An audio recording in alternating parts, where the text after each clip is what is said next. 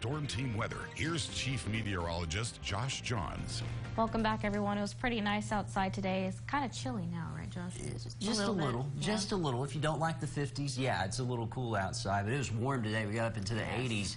And speaking of warming things, you know, we've already been talking about climate change. We started this at 6. We're going to be talking about it tonight and tomorrow. So here's the next step in talking about it, and it's what we call a climate forecast. Much like what we do with the weather, there are forecast models that try to predict our climate as well. And the new report that came out from the government, the 4th National Assessment on Climate, which I have posted a link to that on my Facebook page so you can go read it yourself as well, does have us warming as we go into the 21st century. By the mid-21st century, the possibility that our average temperatures may increase by 3 to 5 degrees Fahrenheit, and by the late 21st century, 4 to 8 degrees Fahrenheit. But we got to remember, these are effects on average temperatures. So what does that look like? What does a 5-degree change look like? Well, in November, on the 20th, our averages are 67 and 40 right now. If the model is correct, we could end up with 72 to 45-degree averages. That doesn't sound too bad, right? But it's when you get into the summer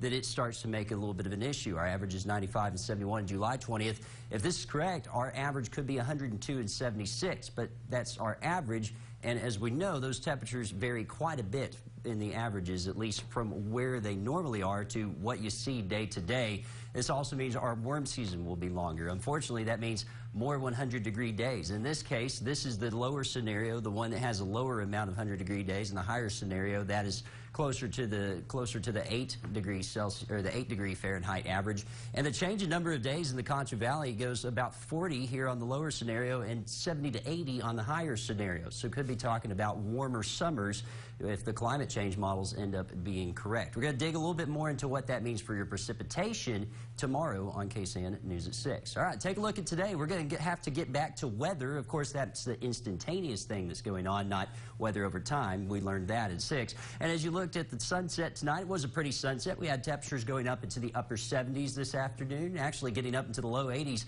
By the way, our normal high, or our average high, record high this year, this time of year is 81, and that's what we reached, was 81, tying a record today, not breaking it, but still record heat that happened in the Concho Valley today. And Chris Ramirez got a great shot, and it's his day off, but he got a great shot of a picture in San Angelo. You see the beautiful sunset there. This is by the dog park over there on College Hills. We hit that high of 81 today. Our low was 46, should be at 63 and 37 this time of year. By the way, that's the average, what we were talking about, those average temperatures. Our record, by the way, 81 in 1975 and 12 cold degrees in 1971. Clouds are going to be increasing as we go through the night tonight. We're going to be staying warmer than normal over the next few days before a cold front arrives. That one is going to send us back to a cooler pattern. Warm temperatures across the state right now for this time of year. 58 degrees in San Angelo, cooler air to our north, 47 in Oklahoma City and 43 in Amarillo. It's 68 right now in Houston, and in the Concho Valley, mainly dealing with those mid-50s currently as you step outside. Those winds have been out of the south today, and that is doing not only keeping our temperatures warm, but it's increasing our moisture,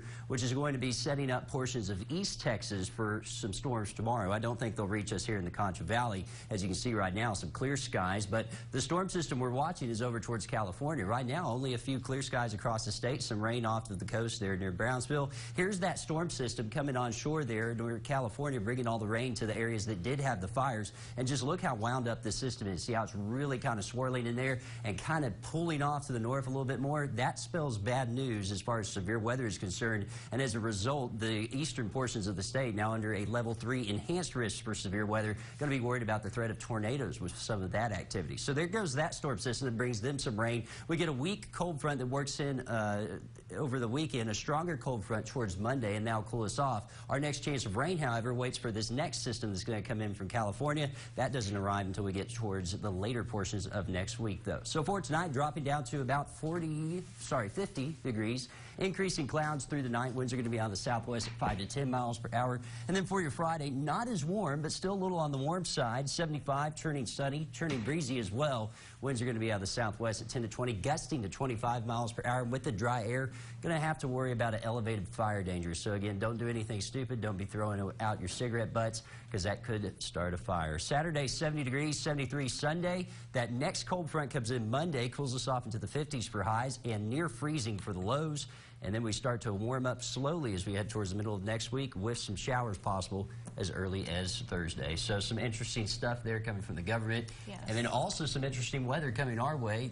And if you're traveling tomorrow, especially to the east, stay a little weather aware because it could be a rough day for some folks in East Texas. All right, thanks, Josh. And coming up on KSAN News.